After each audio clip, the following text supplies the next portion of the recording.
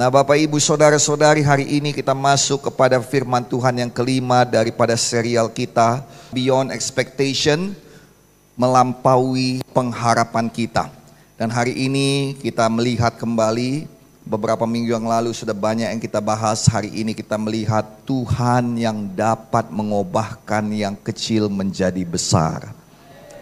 Dan saudara, ini ada dalam sifat Tuhan. Tahukah saudara bahwa ini juga ada dalam sifat manusia?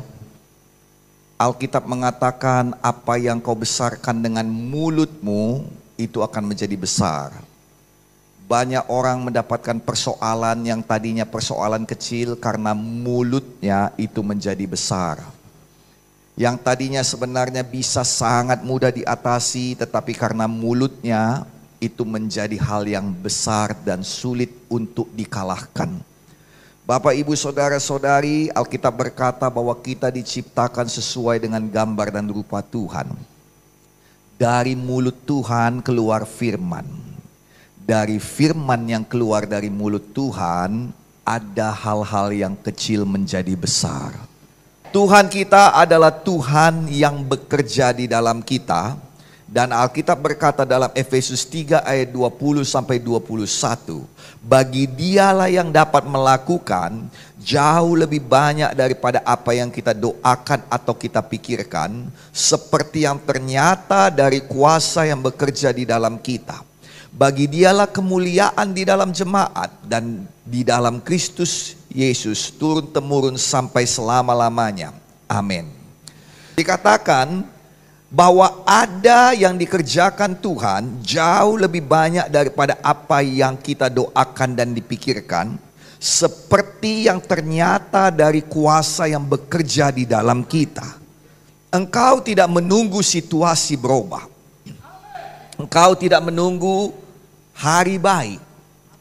Karena kuasa yang ada di dalam engkau membuat engkau mengubahkan hari itu menjadi hari baik.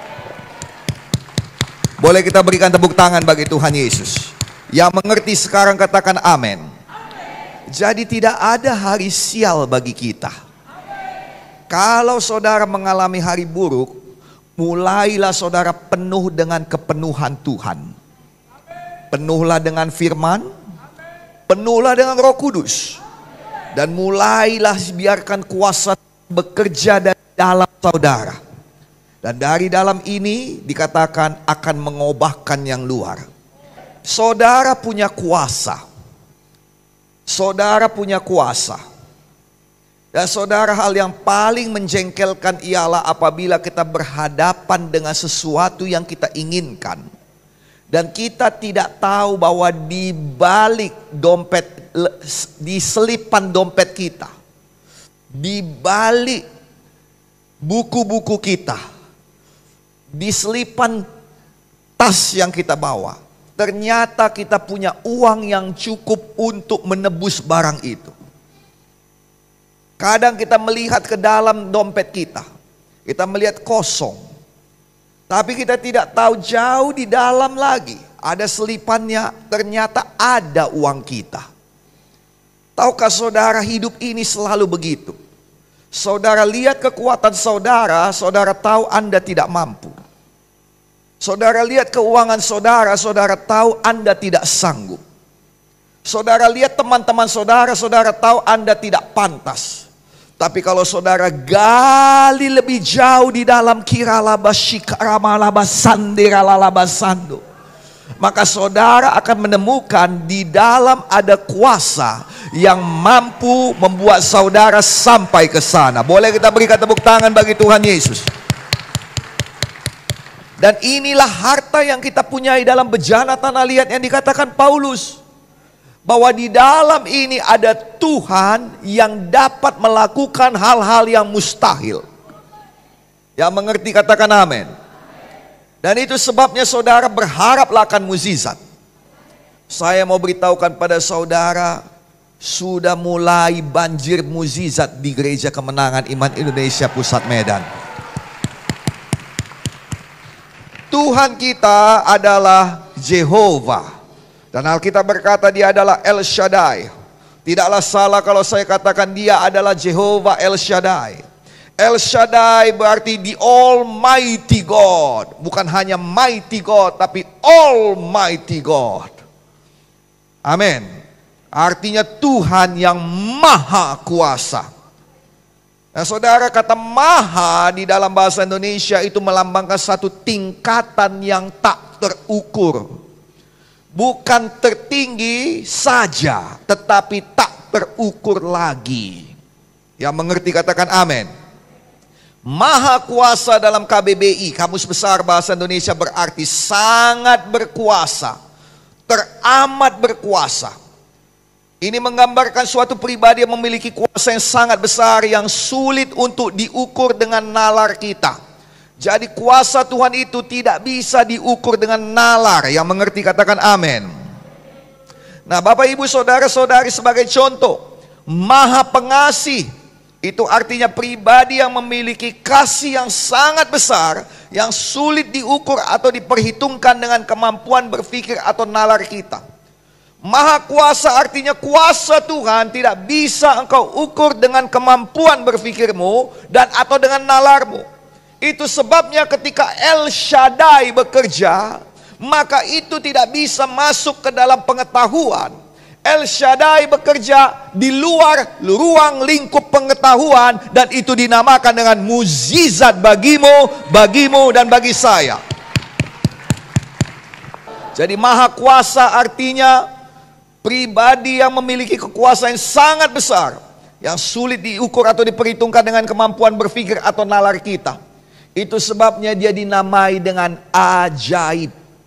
Saya bacakan dari Alkitab terjemahan modern, Yesaya 9:6.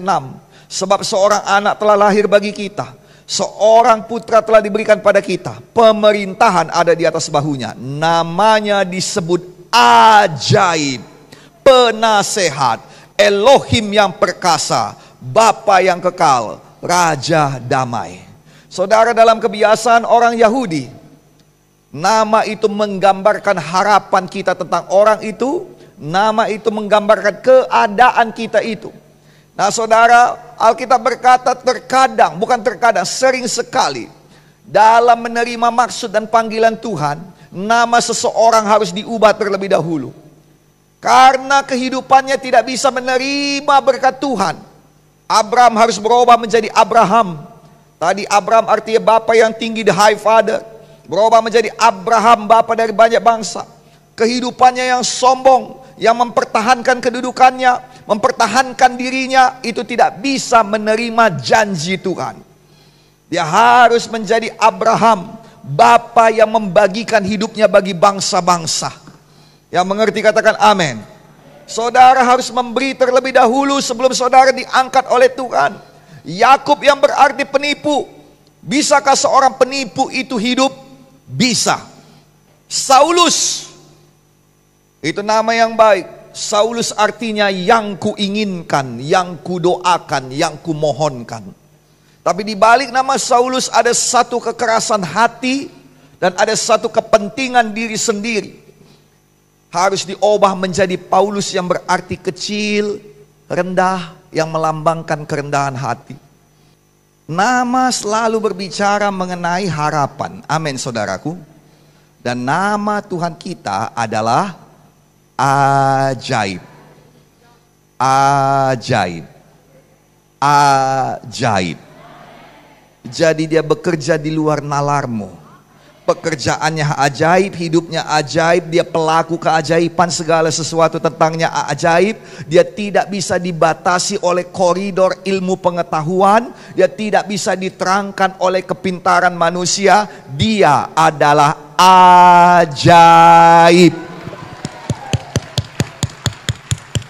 Nah saudara, Tuhan kita mau mengerjakan dan melakukan kebesaran sesuai dengan kebesaran namanya. Ulangan 3:24. Ya Tuhan Allah, Engkau sudah mulai memperlihatkan kekuatan kuasa-Mu kepada kami. Sebab tidak ada Allah yang seperti Engkau. Dan ada ayat yang mengatakan Dia yang sudah mulai pekerjaan yang baik akan meneruskannya. Saya berdoa ada mulai pekerjaan yang baik dalam hidupmu. Ada mulai pekerjaan yang baik dalam hidup kita semuanya. Boleh kita berikan dulu tepuk tangan bagi Tuhan Yesus. Itu artinya sudah mulai mukjizat. Ke arah mana matamu memandang, sayang? Karena tetap ada dua sisi dalam mata uang. Yang mana mata uang yang kau pandang? Apakah kau pandang kepada keajaiban Tuhan atau kau pandang pada persoalan? Tidak ada satupun keajaiban tanpa persoalan. Karena tanpa persoalan, keajaiban jadi kurang artinya dan kurang nilainya, bahkan tidak berharga. Bagi seseorang keajaiban dalam bidang keuangan karena dia punya persoalan dalam bidang keuangan. Kalau dia tidak punya persoalan dalam bidang keuangan, apanya yang ajaib? Dia akan menganggap itu hasil pekerjaannya. Dia akan menganggap itu hasil daripada kerja kerasnya. Bagi orang lain keajaiban itu adalah dalam bidang kesehatan. Tanpa dia sakit, apanya yang ajaib? Kalau hari ini kau sehat, hari ini kau baik-baik, kau tidak akan tahu bahwa sebenarnya Tuhan sudah menyingkirkan banyak penyakit supaya kau bisa sehat hari ini. Yang mengerti katakan amin. Tapi ketika kau sakit dan dokter berkata tidak ada harapan, dan kau berdoa dan Tuhan menyatakan keajaibannya, di situ keajaiban Tuhan menjadi berharga. Yang mana yang kau lihat? Saya mau bercerita kepada banyak anak Tuhan yang melihat kepada hal-hal yang negatif saja. Sekarang balikkan matamu dari penglihatan badania kepada hal-hal yang negatif menjadi penglihatan iman dan harapan kepada firman yang mengatakan di balik semua tantangan, di balik Goliat ada kursi kerajaan. Yang mengerti katakan amin. Yang mengerti katakan haleluya. Tuhan kita dikenal sebagai pembuat keajaiban. Yeremia 32:27. Sesungguhnya akulah Tuhan Allah segala makhluk. Adakah sesuatu apapun yang mustahil bagiku? Kemana engkau melihat? Lihatlah. Tidak ada yang terlalu sukar bagi Tuhan. Itu sebabnya ketika engkau tidak punya langganan datang ke tokomu, senyum. Kenapa? Karena bagi Tuhan tidak ada sulitnya mendatangkan 10 sekaligus pada saat kau mau menutup tokomu. Bagi Tuhan tidak ada sulitnya untuk merapel semua kerugianmu sepanjang bulan di akhir bulan. Tuhan kita adalah Tuhan yang Maha Kuasa, tidak ada yang terlalu sukar baginya.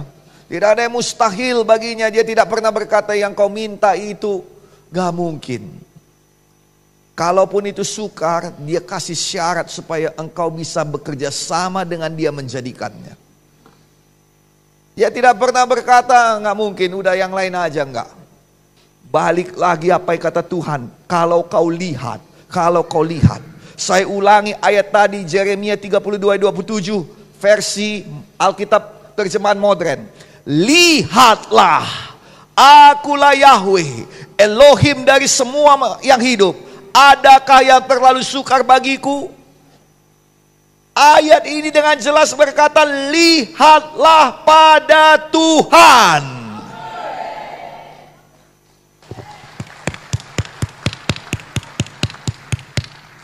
Sekarang kau punya dua-dua. Engkau punya masalah, engkau punya Yesus. Betul? Yang mana yang kau lihat?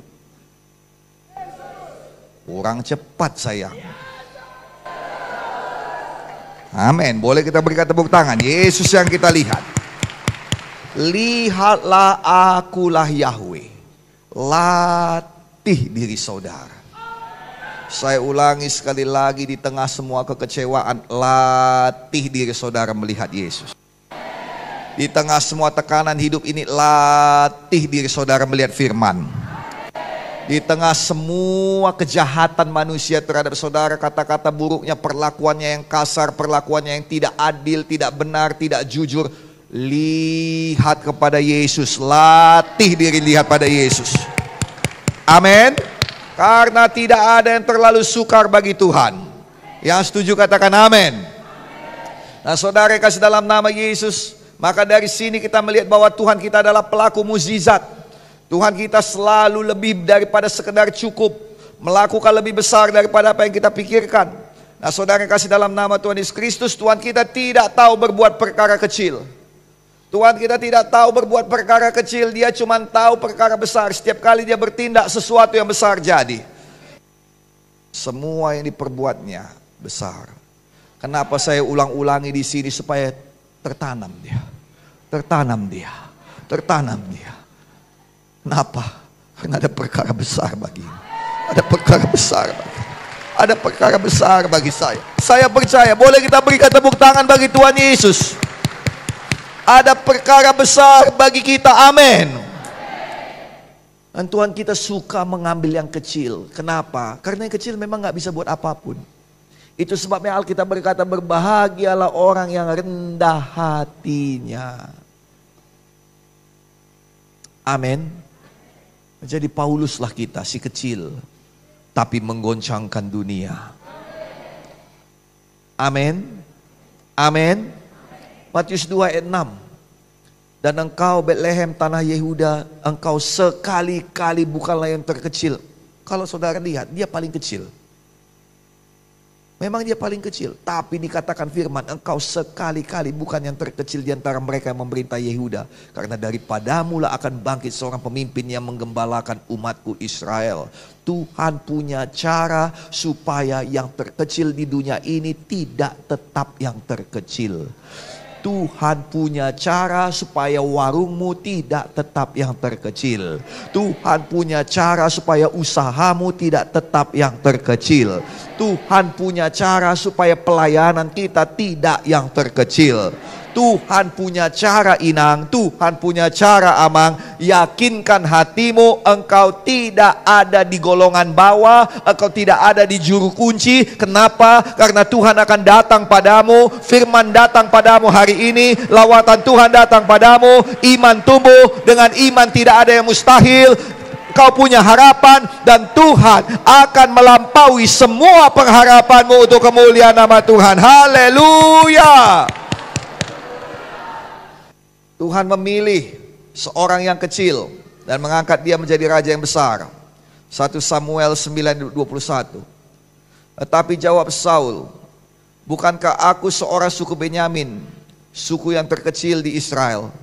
Bukankah kaumku yang paling hina dari segala suku Benyamin?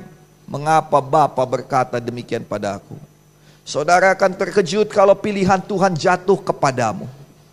Saudara akan terkejut ketika saudara memenangkan banyak undian-undian.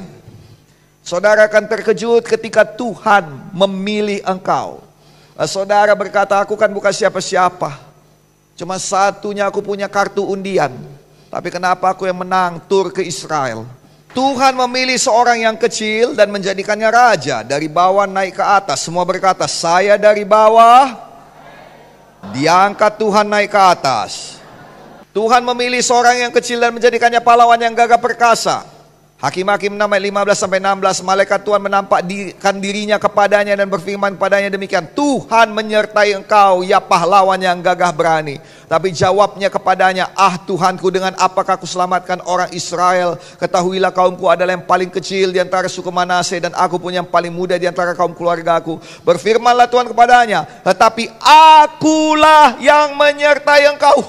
Haleluya. Lihat baik-baik apa kata malaikat itu. Tuhan menyertai engkau, ya pahlawan yang gagah berani. Let me tell you something. Tuhan tidak mengenal engkau dari label yang dicapkan dunia padamu. Saya ulangi sekali lagi supaya kau tahu. Tuhan tidak mengenal engkau dari label yang dicapkan dunia padamu. Kenapa? Karena dia mengenal engkau dari tujuan yang ditetapkannya ketika engkau dikirimkannya ke dunia ini. Dan tidak peduli label apa yang ditempelkan dunia padamu, Tuhan tetap mengenal engkau dari tujuan yang ditetapkannya padamu sebelum engkau datang ke dunia ini. Haleluya. Dan bagi Gideon, dia bisa berada di suku yang paling kecil, di keluarga yang paling kecil. Bagi kita, kita bisa ada pada keuangan yang paling kecil. Kita boleh berada pada pelayanan yang paling kecil, kita bisa berada pada tempat yang paling buruk sekalipun, tetapi Tuhan mengenal kita, sorga mengenal kita sebagai pahlawan yang gagah berani. Tuhan mengenal engkau. Nah, saudara kasih, dalam nama Yesus, Tuhan kita adalah Tuhan yang mengangkat yang terpuruk menjadi yang terutama. 1 Korintus 2 ayat 27-28. Alkitab menuliskan Tuhan mengangkat seorang anak muda yang kemerah-merahan bernama Daud untuk membawa kemenangan besar bagi orang Israel. Tuhan mengangkat seorang tahanan di penjara Mesir yang bernama Yusuf untuk menjadi penguasa Mesir. Tuhan mengangkat seorang penipu bernama Yakub menjadi nenek moyang bangsa pilihan Tuhan. Tuhan mengangkat seorang yang paling kecil di antara yang terkecil bernama Gideon untuk menjadi penyelamat dan pemimpin bangsa. Sayang, Tuhan juga masih melakukannya hari ini bagi kita semua. Ibrani 13 ayat 8 berkata, Yesus Kristus tetap sama, baik kemarin maupun hari ini sampai selama-lamanya. Dia yang dahulu mengangkat, dalam nama Yesus terimalah pengangkatan dari Tuhan. Dalam nama Yesus terimalah pengangkatan dari Tuhan. Dalam nama Yesus ada tempat yang lebih baik bagimu daripada sekarang ini. Dalam nama Yesus ada tempat yang lebih tinggi, lebih mulia bagimu daripada sekarang ini. Jadilah, jadilah, jadilah dalam nama Yesus. Haleluya. Dan memang Tuhan kita mempunyai kekuasaan dan kemampuan untuk menangkat dan menurunkan. 1 Samuel 2 ayat 6-8 ini penting, dengarkan baik-baik. Tuhan mematikan, Tuhan menghidupkan. Ia menurunkan ke dalam dunia orang mati dan mengangkat dari sana. Tuhan membuat miskin dan membuat kaya. Ia merendahkan dan meninggikan juga. Ia menegakkan orang yang hina dari dalam debu, mengangkat orang miskin dari dalam lumpur, untuk mendudukkan dia bersama-sama dengan para bangsawan dan membuat dia memiliki kursi kehormatan. Sebab Tuhan mempunyai alas bumi dan di atasnya ia menaruh daratan. Dengarkan sayang, Tuhan mengangkat dan Tuhan menurunkan. Akan ada orang-orang yang turun demi engkau naik. Saya ulangi sekali lagi. Kita berikan tepuk tangan bagi Tuhan Yesus. Akan ada orang-orang yang harus turun supaya engkau bisa naik.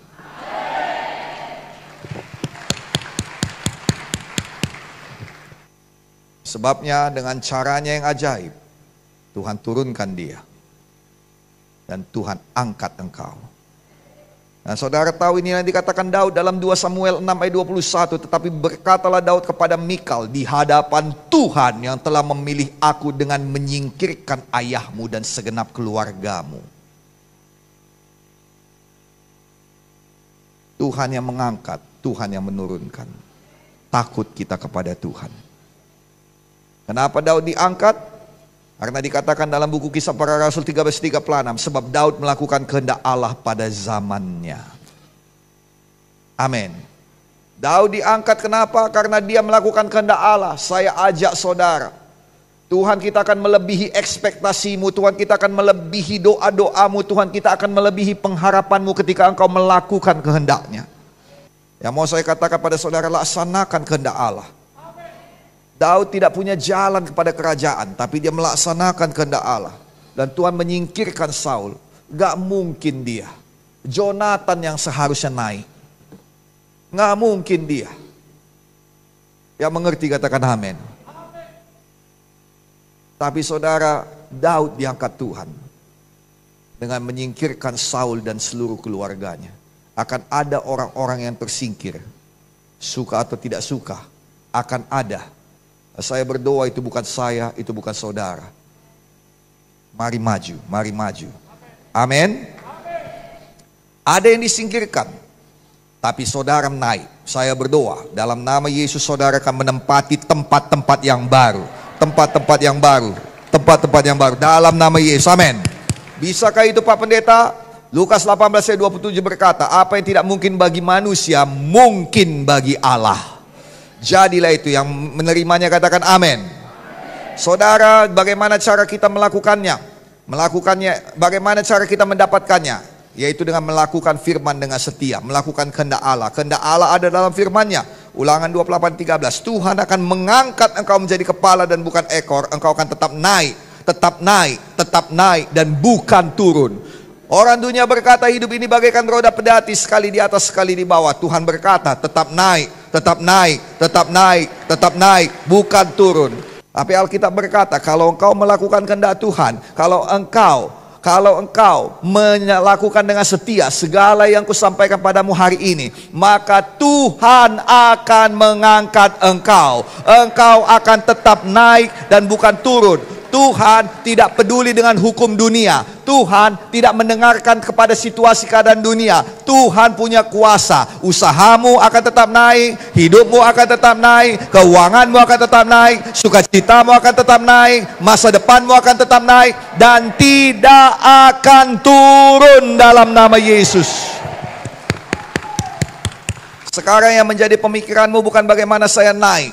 Saya ulangi sekali lagi, ini penting. Menjadi pemikiran kita bukan bagaimana saya naik, bagaimana supaya GKI naik, bukan itu. Bagaimana supaya kita melakukan kehendak Tuhan. Katakan pada kiri kanan saudara, bagaimana supaya kita melakukan kehendak Tuhan. Itu sebabnya jangan stres oleh pelayanan. Jangan stres untuk apapun hidup ini. Semua orang yang melayani itu dia berhadapan langsung dengan iblis. Salah satu cara iblis membuat kau berhenti adalah dengan menekan engkau habis-habisan. Sayang, iblis itu licik. Dia pasti cari tahu di mana kelemahanmu. Itu sebabnya hati-hati dengan ucapanmu. Karena alam roh mendengarkan. Jangan berhenti dari pelayanan atau melarikan diri dari pelayanan. Itu adalah satu kebodohan yang luar biasa.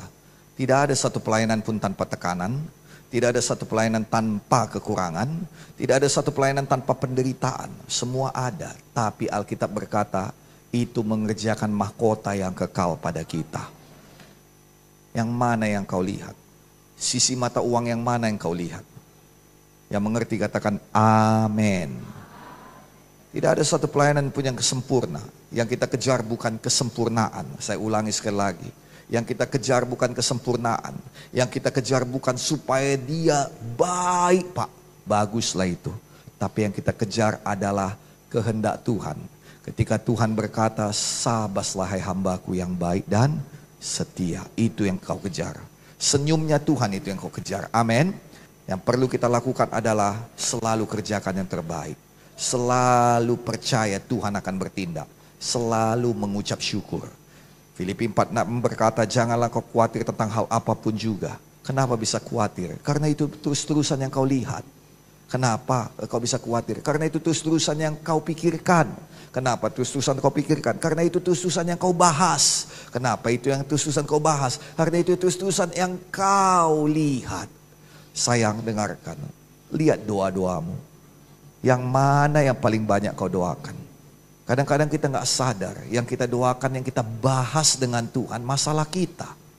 Tuhan anakku, Tuhan sakitku, Tuhan uangku, Tuhan hatiku. Salahkah? Tidak. Bagaimana kalau kita membahas Tuhan? Tuhan, engkau besar. Tuhan, engkau ajaib. Tuhan, bagimu tidak ada yang mustahil. Tuhan, engkau lebih besar dari persoalanku. Tuhan, engkau lebih besar dari tantanganku.